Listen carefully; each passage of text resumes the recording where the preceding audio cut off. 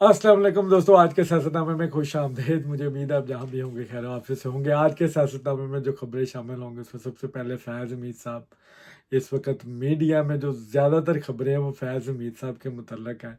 साबिक DGISI बहुत बड़ी एक उनके ऊपर एक इंक्वायरी कोर्ट मार्शल की सूरत में बैठी हुई है।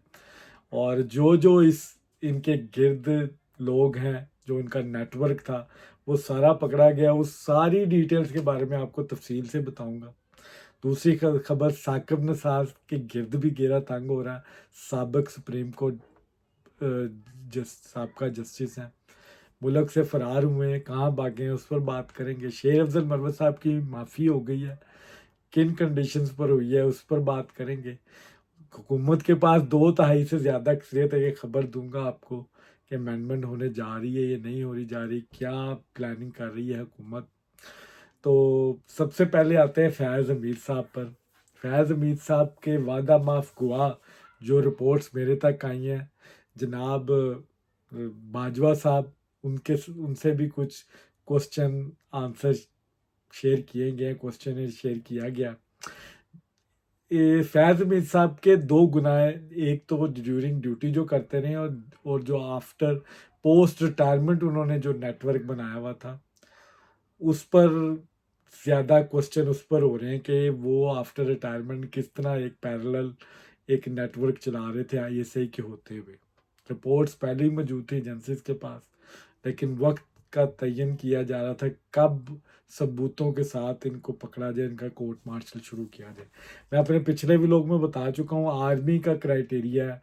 जो आर्मी कोर्ट मार्शल होता है उसमें पहले एविडेंस कलेक्ट किए जाते हैं, उसके बाद उसको उसके सारी हेयरिंग होती है, कोर्ट हेयरिंग होती है और सज़ा का तयन किया जाता है।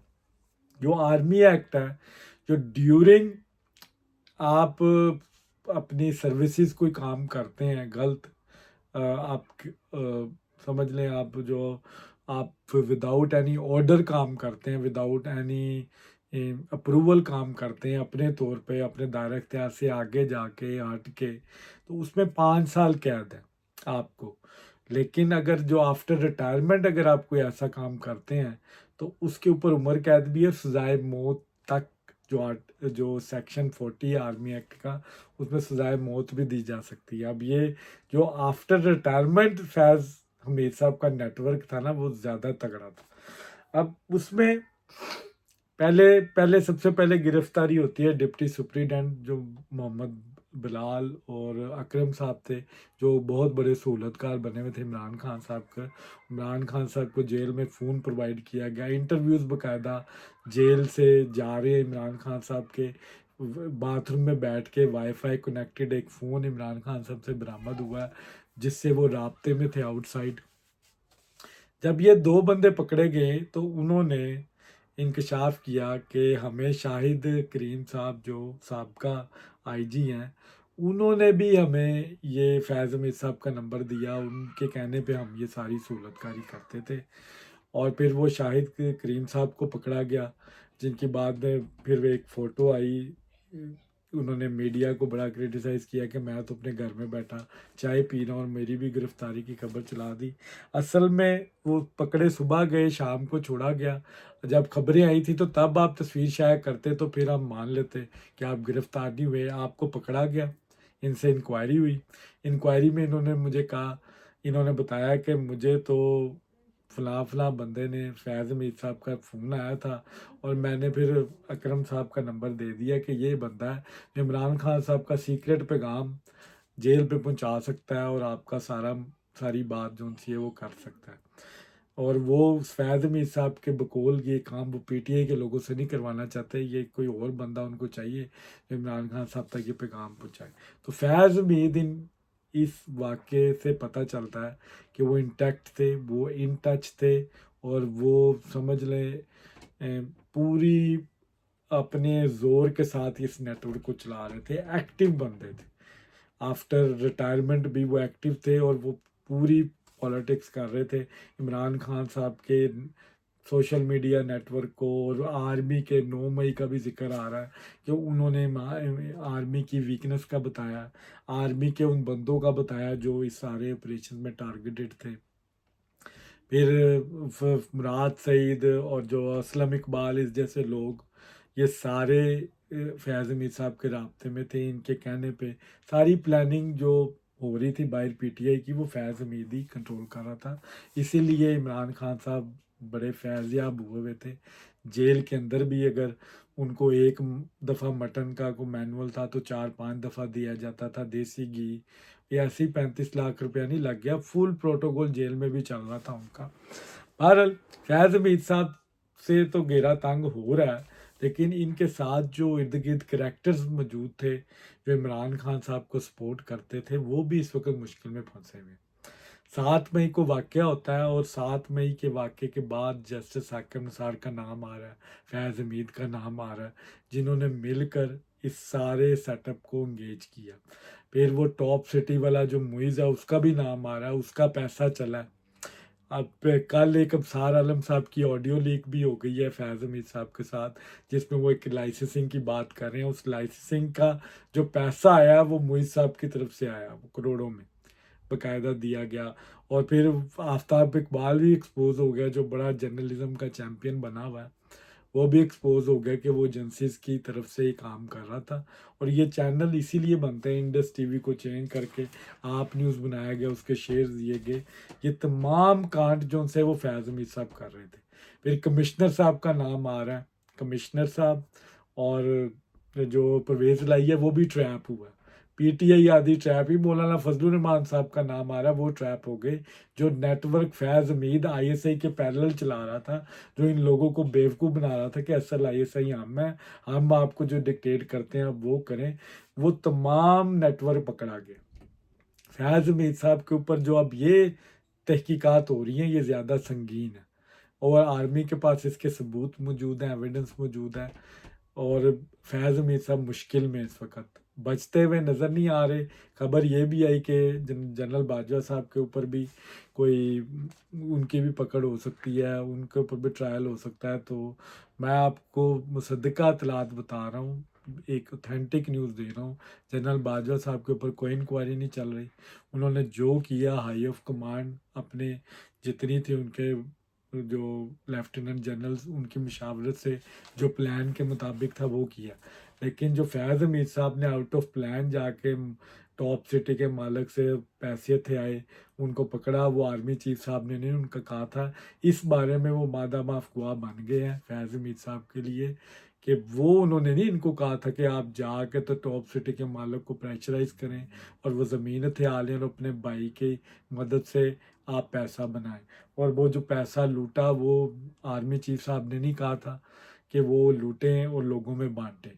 तो इस वक्त फैज़ हमीद साहब बड़ी मुश्किल में फंसे हुए हैं, और उसकी वजह फैज़ हमीद साहब के जो अंदर वो चीफ ऑफ आर्मी स्टाफ बनने का ख्वाब था, इमरान खान साहब को खुश करना था, वो उस चक्कर में ये लगे रहे और वो नेटवर्क बनाते रहे, चलाते रहे, मुख्तलिफ लोगों को इंगेज करते रहे। इसीलिए ये कन्फ्यूजन रही कि दो पैरेलल लोग हैं जो मिले हुए हैं और जो दोनों पार्टियों को बेवकूफ़ बना रहे हैं। सिस्टम इसीलिए नहीं चल रहा था। गाड़ी के 3 पहिए तीनों डिफरेंट डायरेक्शन में जा रहे हैं, गाड़ी इसीलिए मूव नहीं कर रही थी। अब वो नेटवर्क पकड़ा गया। सोशल मीडिया का भी हसन रऊफ साहब का भी नेटवर्क पकड़ा गया, उनके भारतीय सहाफ़ी से कोई एक चैट जो है वो भी लीक हो गई, उन्होंने भी बताया क्या प्लान था सारा। तो अब घेरा तंग हो गया। साकिब निसार, जो आज की मेरी दूसरी खबर है, साकिब निसार इसीलिए भाग गया क्योंकि उसको पता है कि वो इस सारे कांड में इन्वॉल्व था। इमरान खान साहब का बहुत बड़ा सहूलतकार था, और जिस तरह वो सपोर्ट करता रहा वो लंदन भाग गया। उसका नाम आ रहा है कि अगली गिरफ्तारी साकिब निसार की भी हो सकती है। अब जो मुसद्दका इतलात है, साकिब निसार, इमरान खान और फैज़ हमीद, ये तीनों मिलिट्री कस्टडी में जा सकते हैं। साकिब निसार तो भाग गया लंदन में, लेकिन इसके बाद इमरान खान बचा और फैज़ हमीद बचा। इमरान खान साहब के भी चांसेस है, जब आर्मी ने ये समझा कि हमने इमरान खान साहब से इंक्वायरी करनी है, जो रिपोर्टें उनके पास मौजूद हैं, तो इमरान खान साहब भी आर्मी की कस्टडी में जा सकते हैं और उनके ऊपर भी आर्मी एक्ट के मुताबिक मुकदमात चल सकते हैं। उसमें फिर पाकिस्तान के सिविल कोर्ट्स उनको बचा नहीं सकेगी, जो इस वक्त पार्टी बनी हुई है, जो इमरान खान साहब की सहूलतकार बनी हुई है। अच्छा, यहाँ पे मुझे सिर्फ एक एतराज़ है पाकिस्तान की आर्मी से, सॉरी पाकिस्तान की जुडिशरी से, जो ये बार बार 6 जजेस के ख़त का जिक्र भी आता है अक्सर, कि इन्हों को बड़ी तकलीफ़ है कि एजेंसियाँ मुदाखलत करती हैं और मनपसंद के फ़ैसले करवाती हैं, बेंच बनते हैं। ये तकलीफ़ इनको इमरान नवाज शरीफ के दौर में क्यों नहीं हुई? ये अतर मनिल्ला साहब को ये तकलीफ़ तब क्यों नहीं हुई? जस्टिस शौकत सदीकी के साथ ये जज खड़े हो जाते और कहते कि जो फैज़ हमीद साहब करवा रहे हैं ये गलत है, हम एजेंसियों की मुदाखलत के ख़िलाफ़ हैं। तब ये काम दुरुस्त है, क्योंकि तब इमरान खान साहब की सहूलतकारी थी। फ़ाइज़ ईसा पे जब जो कुछ हुआ तब ये जज तमाम खामोश थे। आज जब इनको मुदाखलत नज़र आ रही है एजेंसीज़ की, आज ये खड़े हो गए हैं क्योंकि वो इमरान खान के अगेंस्ट है। इमरान खान साहब को इन्होंने अपना गुरु माना हुआ है और उसकी मोहब्बत में ये सब कुछ कांड कर रहे हैं। तो अदलिया को भी अपनी सिमत दुरुस्त करने की ज़रूरत है। जब वो पार्टी बन जाते हैं तो फिर उनके ऊपर तनकीद होती है। जब आप आइन कानून के मुताबिक फ़ैसले करें फिर इस पर कोई बात नहीं करता, क्योंकि आइन और कानून की हुक्मरानी होनी चाहिए, ना कि किसी शख्सियत की। तो बहरहाल ये फैज़ हमीद साहब मुश्किल में है और मुश्किल इमरान खान साहब इसीलिए अब कि ये बातें करते नज़र आ रहे हैं कि मैं नहीं डरता, और ये बात वो तब भी करते हैं जब वो डरे होते हैं। जब वो कहते हैं कि मैं झुकूंगा नहीं बिकूंगा नहीं, वो तभी ये बात करते हैं जब उनको डर होता है कि उनको प्रेशर आ रहा है। तो फैज़ हमीद साहब का प्रेशर इमरान खान साहब के ऊपर आने वाला है। इमरान खान साहब ने अब फैसला करना है कि उनको सपोर्ट करना है। पीटीआई तितर बितर है, दौड़ अपनी अपनी है इस वक्त, क्योंकि इस वक्त जिस लेवल की इंक्वायरी चल रही है उसमें बचना किसी ने नहीं है। जिसका नाम आया उसको उन्होंने रगड़ देना है, क्योंकि ये नेटवर्क अब पकड़ा गया। जो सोशल मीडिया फायरवॉल भी बिछ गई है, फायरवॉल का काम भी कंप्लीट है। अब आपको वो मवाद हटता हुआ नज़र आएगा, वो चलता हुआ नज़र नहीं आएगा, वो वायरल नहीं होगा। पीटीआई मुश्किलात में, पीटीआई के पास अब कोई चॉइस नहीं रही और इमरान खान साहब मज़ीद गड़े में मुझे दसते हुए नज़र आ रहे हैं फैज़ हमीद साहब की वजह से। अब देखते हैं फैज़ हमीद साहब का बोझ इमरान खान साहब कितनी देर तक उठाते हैं। आज की जो दूसरी खबर है थी वो शेर अफजल मरवत साहब के हवाले से है। शेर अफजल मरवत, जैसे कि मैंने आपको पहले ही कहा था कि ये प्लांटेड बंदा है। इसके फैसल नसीर साहब के राब्ते बकायदा पीटीआई ने, और वो जो आदिल राजा लंदन में बैठा है उसने भी कहा कि फैसल नसीर से रब्ता ख़त्म किया, इमरान खान साहब ने इसको माफ़ कर दिया। तो अब इमरान खान साहब के पास चॉइस कोई नहीं है। अगर उसको पकड़ते हैं छोड़ते हैं तब मुसीबत है, पकड़ते हैं तब मुसीबत है। अब मुलाकात के बाद उसको कहा है कि आप अपने बाकी पार्टी लीडरान शबली शिबली फराज उसके साथ बैठें, जो कि मुश्किल नज़र आ रहा है कि वो इन जैसे लीडरान के साथ बैठेंगे जितनी वो तनकीद कर चुके हैं। शेर अफजल ने बाहर निकलते ही कहा कि मैं अकेला निकलूँगा और मैं प्रोटेस्ट करूँगा, पंजाब में भी केपी में मैं खुद लीड करूँगा। यहीं से परेशानी शुरू होती है इमरान खान साहब की। तो अगर तो शेर अफजल मरवत ऑल्टरनेटिवली इमरान खान साहब के तरीके चलाते रहे, ना तो पीटीआई की जो बाई लीडरशिप है वो पसंद करेगी, ना इमरान खान साहब खुद पसंद करेंगे। पहले भी जो शेर अफजल मरवत साहब टारगेटेड होते रहे थ्रू सोशल मीडिया और थ्रू पार्टी लीडरान, वो इमरान खान साहब की मर्ज़ी से होते रहे, इमरान खान साहब की इंशा से होते रहे। तो इमरान खान साहब को जब इनसिक्योरिटी फील हुई कि ये बंदा मेरे से ज़्यादा ताकतवर बन रहा है या मेरा पैरेलल बन रहा है या मेरा पार्टी का फेस बन रहा है, तो शायद इमरान खान साहब गुस्से में आके फिर निकाल दें। तो शेर अफजल मरवत साहब वही बातें बार बार रिपीट कर रहे हैं कि मैं अकेला लीड करूंगा और पंजाब में, और उसमें ये पोटेंशियल है कि वो कर सकता है, वो लोगों को निकाल सकता है और वो समझता है कि मैं अब खान के हक में तहरीकें चलाऊंगा। और इससे वो पीटीआई के जो बाहर लीडरशिप बैठी हुई है, वीक लीडरशिप, वो इससे खाइफ है और इसीलिए उन पर तनकीद होती है। लेकिन एक बात मैं कंफर्म आपको बता दूं, शेर अफजल मरवत कंप्रोमाइज्ड बंदा है, स्टैब्लिशमेंट का बंदा है। ये मैं शुरू से ये बात कर रहा हूँ और ये मैं करता रहूँगा कि वो कभी भी उस लाइन से हटके कोई बात नहीं करेगा। पीटीआई के लोगों को, वोटर्स को पीछे ज़रूर लगाएगा, लेकिन उतनी हद तक लगाएगा जितनी हद तक पीछे से उनको अप्रूवल मिलेगी। तो इतना वो इनकलाबी नहीं है, ये चीज़ आपको पता होना चाहिए थी, इसीलिए पीटीआई उसको साइडलाइन कर रही थी। और राऊफ हसन साहब, जिस तरह उनको शक की निगाह से देखा जाता है, शेर अफजल को भी पार्टी में शक की निगाह से ही देखा जाता है। तो शेर अफजल मरवत साहब आने वाले वक्त में अब तहरीकें चलाएंगे इमरान खान साहब की हक में, लेकिन इमरान खान साहब की मुश्किलात में मज़ीद इजाफा हो रहा है।